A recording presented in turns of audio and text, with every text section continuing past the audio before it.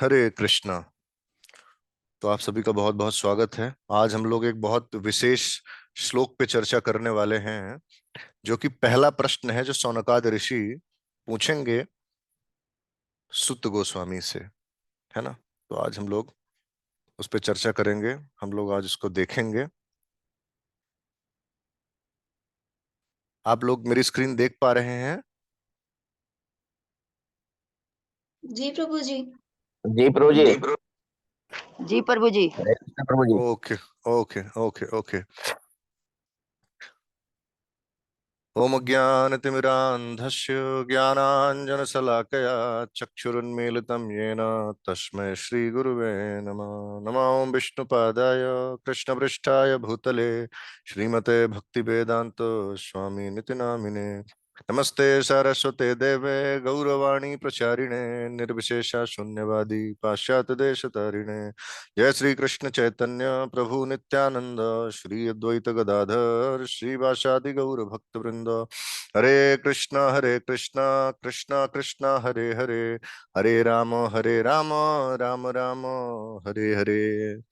तो आज हम लोग 9वें श्लोक का अध्ययन करने वाले हैं। तो 9वें श्लोक में जो है, जो श्रीमद् भागवतम के प्रथम अध्याय में प्रथम स्कंद के जो 6 प्रश्न पूछे गए हैं शौनकादि ऋषियों द्वारा, उनमें से पहला प्रश्न आज हम लोग देखेंगे, है ना। तो ये पहला श्लोक है। तत्र तत्रांजसायुष्मन् भवता यद्विनिश्चितम् पुंसामेकान्ततः श्रेयस् तन्न संसितुमर्हसि। तत्र तत्रांजसायुष्मन् भवता यद्विनिश्चितम् पुंसामेकान्ततः श्रेयस्तन्न संसितुमर्हसि। तत्र तत्रांजसा युष्मन् भवता यद्विनिश्चितम् पुंसामेकान्ततः श्रेयस्तन्न संसितुमर्हसि। तत्र तत्र, वहां वहां, जहां जहां पढ़ा है आपने, जो जो पढ़ा है आपने, तत्र तत्र अंजसा, सहज तरीके से उसको बता दीजिए हमको। तत्र तत्र अंजसा आयुष्मान, दीर्घ जीवन का आशीर्वाद पाए हैं आप। और वास्तव में दीर्घ जीवन या जीवन वही है जो भागवत के पठन पाठन में बीता है, वही वास्तव में जीवन है ना। बाकी तो सूरज उगकर और डूबकर समय हमारा समाप्त ही कर रहा है। तो उतने ज्यादा दीर्घायु होंगे हम जितना श्रीमद् भागवतम का पठन पाठन करेंगे। तत्र तत्रांजसा युष्मन,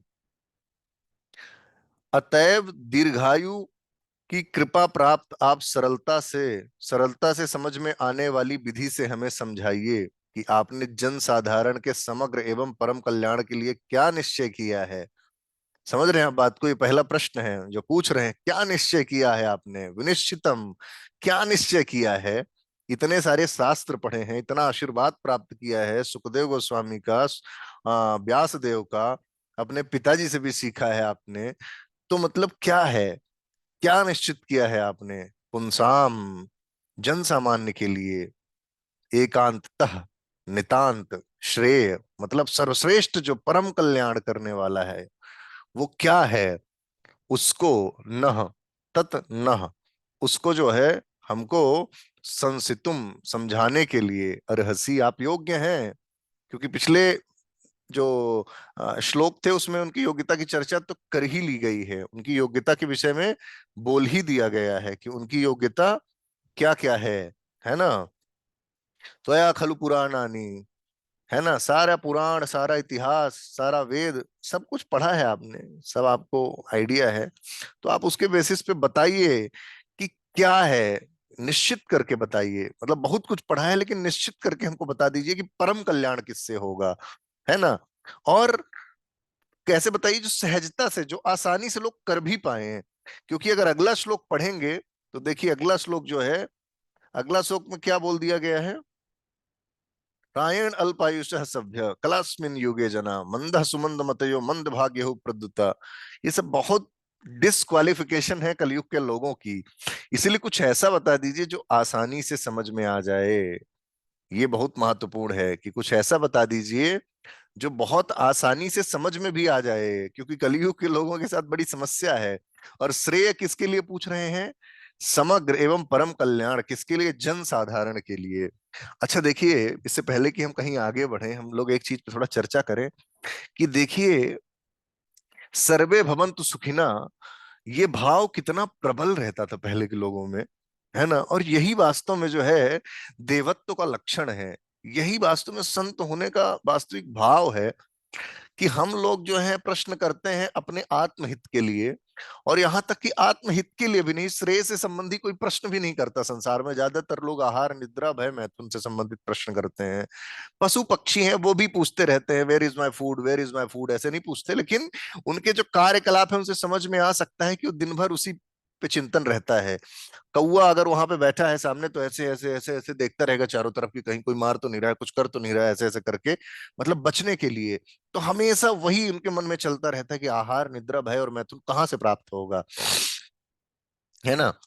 तो यहाँ पे लेकिन इनका देखिए चिंतन देखिए कि पहली बात तो श्रेय के विषय में पूछ रहे हैं और ऊपर से जन साधारण के विषय में पूछ रहे हैं। मतलब पहला प्रश्न ही पूछा वो सर्वे भवन्तु सुखिनः के भाव से जो है वो इंस्पायर्ड है, प्रेरित है कि सारे समाज का हित होना चाहिए, सारे समाज का हित होना चाहिए, सबका लोक कल्याण होना चाहिए। कितना सुंदर भाव है। मतलब आप सोचिए सनकादि ऋषि का चेतना के विषय में सोचिए कि कितनी उन्नत चेतना है उनकी, है ना। संसार में आदमी सिर्फ अपने ही सुख के विषय में सोचता है, अपने ही सुख को प्राप्त करने के लिए प्रयासरत है। लेकिन देखिए जो भक्त होते हैं वो संसार को वास्तविकता में, इसलिए हमारे इस्कॉन के श्रील प्रभुपाद का जो ग्रंथों का वितरण का कार्यक्रम है उसको जीव दया बोला जाता है, जीव दया, क्योंकि वो वास्तव में जीवों पर दया करने के लिए है। तो जैसा भाव देखिए यहाँ पे शौनकादि ऋषियों का है, वैसा ही भाव श्रील प्रभुपाद का भी है। श्रील प्रभुपाद ने अलग से बीबीटी बनाया पुस्तकों के ग्रंथों के मुद्रण के लिए, है ना, प्रिंटिंग के लिए।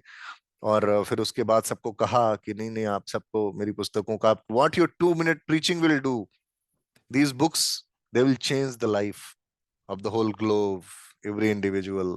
तो आपकी 2 मिनट प्रीचिंग से क्या होगा, मेरी पुस्तकें सामने वाले का जीवन बदल देंगी। श्रील प्रभुपाद की पुस्तकें एटम बम है, जहां इंस्टॉल कर दिया कभी ना कभी तो टाइम आएगा तो फूटेगा, है ना।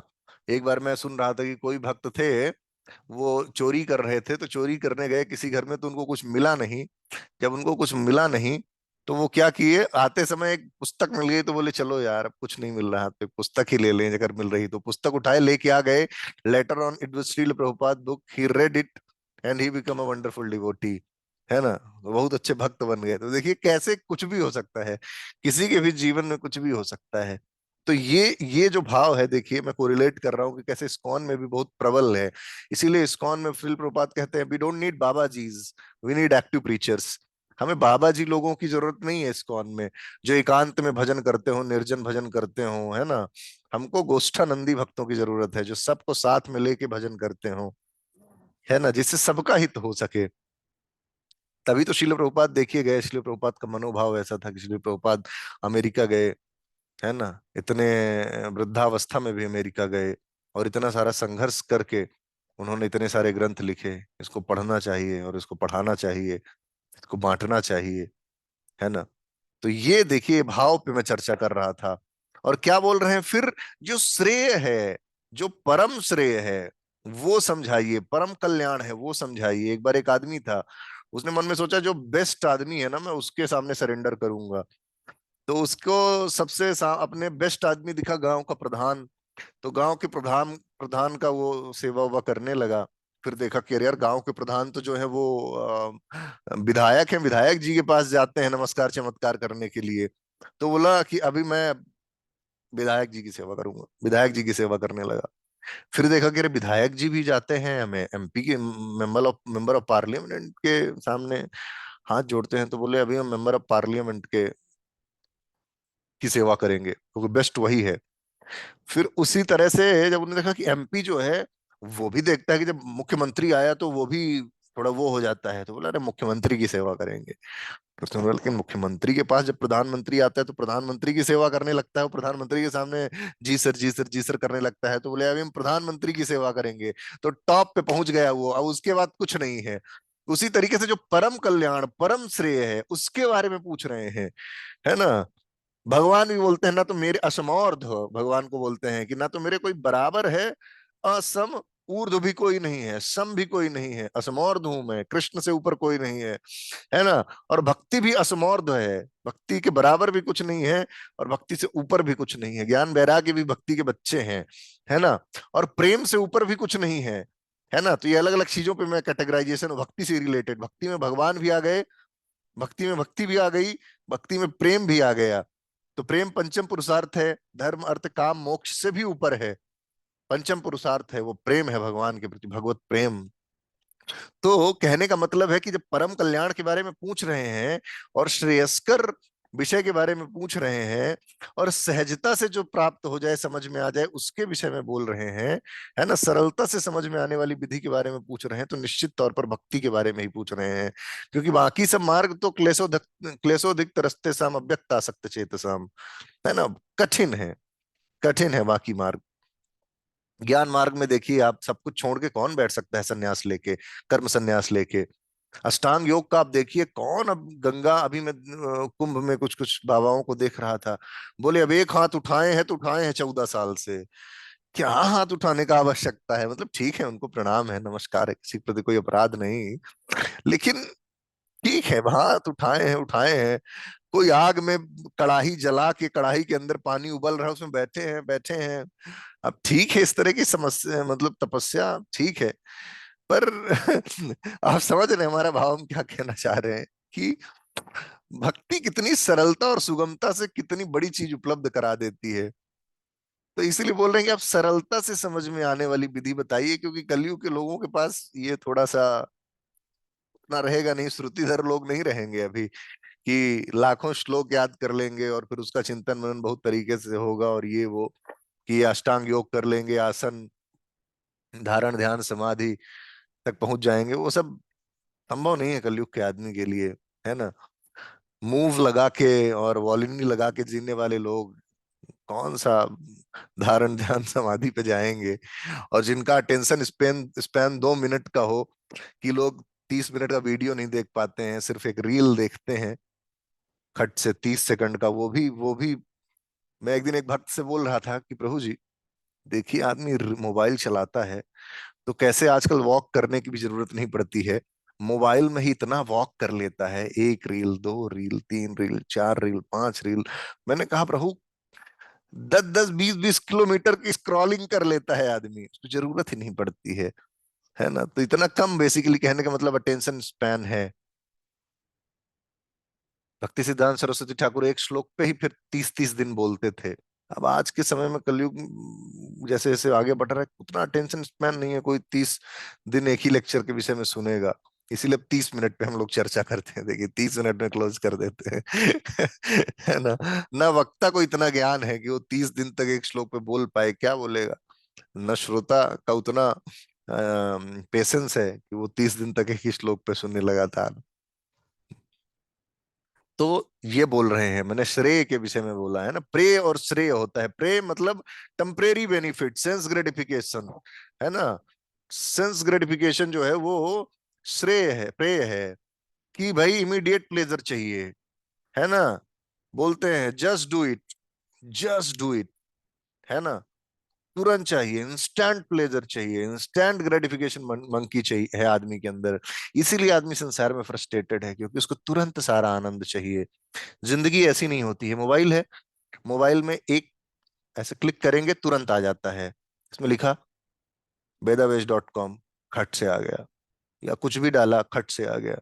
हॉट स्टार पे गए, मूवी का नाम डाला खट से आ गया, जियो सिनेमा में गए, ये डाला खट से आ गया। जिंदगी ऐसे खट से देती नहीं है ना। जिंदगी ऐसे खट से देती नहीं है, जिंदगी में बहुत स्ट्रगल करना पड़ता है। मोबाइल में सब खट से मिल जाते हैं, मोबाइल चलाते चलाते सब खट से पाने की आदत हो गई है।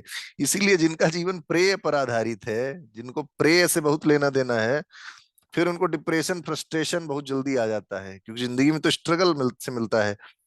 और इधर तो जो किया उसका तुरंत आउटकम आ गया। लेकिन जिंदगी में हर आउटकम वैसा नहीं होता है कि जैसा आप करोगे वैसे ही आ जाएगा। कर्मण्येवाधिकार रस्ते माँ फलेषु कदाचन। कर्म तो पे अधिकार है, फल पे अधिकार नहीं है। फल कैसा आएगा उस बात की कोई गारंटी नहीं है। कर्म बहुत अच्छे से हुआ तो भी फल खराब आ सकता है। प्रारब्ध में खराब फल है तो प्रारब्ध में से खराब फल आ गया, या जो भी कारण है, फल पे के तो आप अधिकारी ही नहीं हो। आप गारंटी नहीं दे सकते कि वैसा कर्म है तो फल वैसा ही आने वाला है।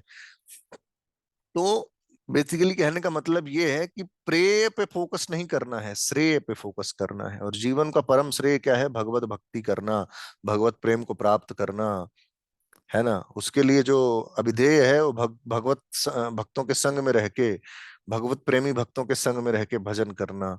संबंध क्या है? भगवान के हम दास हैं।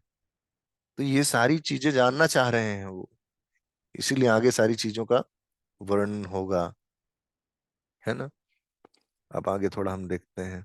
भगवत गीता में आचार्य की पूजा की संस्तुति की गई है। बिल्कुल आचार्य की पूजन करनी चाहिए। आचार्य की पूजा नहीं करेंगे किसकी पूजा करेंगे?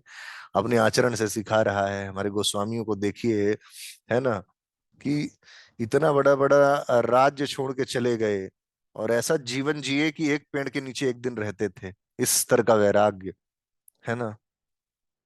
मंडलपति थे वो लोग, मंडलपति, बड़े बड़े मंडलों के पति थे, स्वामी थे, लेकिन छोड़ दिए। ऐसा वैराग्य का प्रदर्शन किए कि मतलब वैराग्य स्वयं शर्मा जाए, ऐसा वैराग्य। रघुनाथ दास गोस्वामी लक्ष्मी अपनी अप्सराओं जैसी सुंदर पत्नी को छोड़ दिए, इतना सारा धन संपदा इंद्र जैसा छोड़ दिए और भाग गए चैतन्य महाप्रभु के लिए, है ना। तो ऐसे आचार्यों की पूजा नहीं करेंगे किसकी पूजा करेंगे? क्या किसी नेता की पूजा करेंगे? हैं? किसी नेता की क्यों पूजा करेंगे? आजकल बहुत सारे लोग नेताओं की भी पूजा कर रहे हैं, लेकिन नहीं करनी चाहिए। आचार्य की पूजा की संस्तुति की गई है। आचार्य तथा गोस्वामी निरंतर जन साधारण के कल्याण, विशेष रूप से उनके आध्यात्मिक कल्याण के विचारों में लीन रहते हैं। बताइए, इतने सारे ग्रंथ लिखे, निपुण थे, निपुणों, है ना, निपुण थे हमारे गोस्वामी, षड गोस्वामी। इतनी सारी भाषाएं आती थी और इतना सारा रेफरेंस और इतना सारा शास्त्र लिखा जीव गोस्वामी जैसे हमारे आचार्यों ने, रूप गोस्वामी जैसे हमारे आचार्यों ने, श्रील प्रभुपाद ने, सब ने इतना ग्रंथ लिखा है कि हम पता नहीं कितना जन्म लेके उसको पढ़ते रहेंगे तो भी पढ़ते रहेंगे। और हमेशा लीन रहते थे। ऐसा नहीं कि 2 मिनट के लिए जन कल्याण के विषय में सोचा फिर बाकी टाइम अपने कल्याण के विषय में सोचा, नहीं, एकदम लीन रहते थे उसी में। क्योंकि चैतन्य महाप्रभु ने लिखा, कहा कि जाओ भक्ति विषयक ग्रंथों का प्रतिपादन करो, तो किया उन्होंने। आध्यात्मिक कल्याण होने पर भौतिक कल्याण स्वतः हो जाता है। देखिए इस्कॉन में श्रील प्रभुपाद 20 रुपए लेकर गए थे, 40 रुपए लेके गए थे, जो भी है, और आज इस्कॉन में कोई चीज की कमी है क्या? कितना सुंदर प्रसाद हो रहा है, कितना सुंदर मंदिर बना है, कितना सुंदर प्रचार हो रहा है ना। जब सब कुछ कृष्ण का है तो कृष्ण देंगे ना, तो कृष्ण दे रहे हैं। अभी देखिए खारघर में कितना बड़ा मंदिर बना है ना। तो भौतिक कल्याण कल्याण स्वतः हो जाता है ना। कृष्ण के लिए क्या असंभव है? कृष्ण क्यों चिंता नहीं करेंगे हमारी? यदि हम कृष्ण की दिन रात चिंता करेंगे तो कृष्ण हमारी चिंता क्यों नहीं करेंगे? आध्यात्मिक कल्याण होने पर भौतिक कल्याण स्वतः हो जाता है। आत्मा पुष्ट है तो शरीर अपने आप पुष्ट रहेगा ना, है ना। तो इसीलिए आत्मा को पुष्ट करना है, आध्यात्मिक कल्याण के लिए प्रयास करना है, उससे भौतिक कल्याण स्वतः हो जाता है। अतएव आचार्यगण सामान्य जनता के आध्यात्मिक कल्याण के लिए उपदेश देते हैं, है ना। और अगर सिर्फ भौतिक कल्याण कर ही दिया तो what is the use of saving the coat of a dying man? एक बार एक आदमी डूब रहा था तो दूसरा आदमी उसको बचाने के लिए गया, बाहर आया, बोला उसकी कोट को बचा के लाया हूं। अरे मूर्ख, उसकी कोट को बचा के लाया है तो क्या बचा के लाया है? बचा के लाना तो उस आदमी को। उसी तरीके से अगर बचाना ही है तो किसी की आत्मा को बचाना पड़ेगा। अपनी माता को अगर मैं बहुत बढ़िया कार और बहुत बढ़िया घर दे दूंगा और अगले जन्म में वो सुअर कुत्ता भेड़ बकरी बन गए माता पिता, तो क्या मतलब है पुत्र होने का फिर? तो अतएव आचार्यगण सामान्य जनता को आध्यात्मिक कल्याण के लिए उपदेश देते थे। तो मेन फोकस होना चाहिए कि आध्यात्मिक कल्याण कैसे हो सबका, हमारा भी, समाज का भी, सबका। इस कलयुग का कलह प्रिय लौह युग की अक्षमताओं को देखते हुए, देखिए कलह प्रिय, बहुत कलह प्रिय लोग हैं। इंटरटेनमेंट है लोगों का कलह प्रिय। एक बार मुझसे कोई भक्त बोले कि प्रभु गांव में लोग इतना लड़ते क्यों हैं, माताएं महिलाएं कितना लड़ती हैं, देवरानी जेठानी से लड़ रही है, ननद भाभी से लड़ रही है, सास बहू से लड़ रही, क्यों इतना लड़ते हैं? तो मैंने कहा प्रभु देखिए इतना समय रहता है, लड़ेंगे नहीं तो और क्या करेंगे? वो एक इंटरटेनमेंट का साधन है, इसी बहाने समय बीत जाता है दूसरे की निंदा बुराई करने में और लड़ने में। तो ये कोई उनके लिए वो नहीं है, उनके लिए इंटरटेनमेंट है, टाइम पास है। चार बुराई इसकी कर दी, पांच बुराई, अब भागवत तो खत्म हो गई गांव समाज में। कोई, ये पहले तो रामायण वगैरह देखते थे, अब वो लोग चीज सब देखते नहीं ये सब। तो यही टाइम पास बचता है। कलह प्रिय युग है, कलह में बहुत आनंद आ रहा है। तो कहानी घर घर की, ठीक ही सीरियल बना था काफी पहले, कहा यार घर की कहानी संसार में ये है। कलह प्रिय है, लौह युग की अक्षमताओं को देखते हो, लौह युग है, टेक्नोलॉजी का टाइम है, लोहे का सामान बन रहा है। एक दिन मैं यहाँ से देख रहा था बाहर, इतना, मेरे घर के बाजू में कंस्ट्रक्शन हो रहा है, इतना पूरा दिन रात खड़ खड़ खड़ खड़ खड़ खड़ खड़ खड़ खड़ खड़ खड़ खड़ खड़, मतलब पत्थरों को तोड़ रहे हैं, जेसीबी एकदम तोड़ रहे हैं।